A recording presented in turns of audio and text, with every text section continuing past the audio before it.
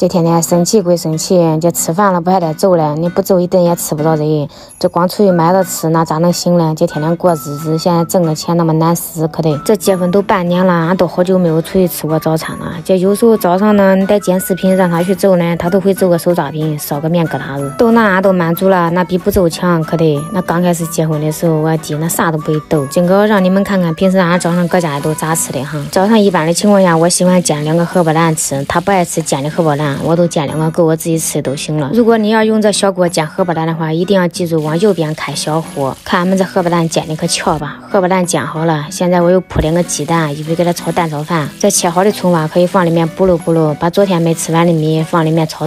他平时都喜欢吃我炒的蛋炒饭，他讲我炒的蛋炒饭好吃。乖娘们，平时我炒一盘蛋炒饭，他自己都能给抖完。这要不是他在家，俺早上一个人咋都能对的，2个荷包蛋俺都能吃饱。这他早上呢，光有干的没有稀的也不中。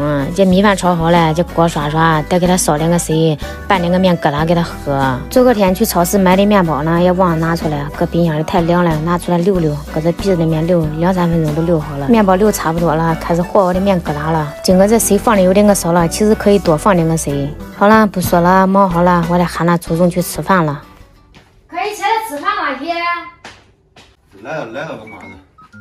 呀，不喊都不做起来，想贵人，想贵人。吃不了嘛，都真丰盛。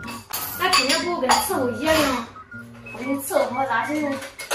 给我做那个老粥啊，不让拿碗筷子都不知道拿。那你这椰子白喝了。不要脸可是。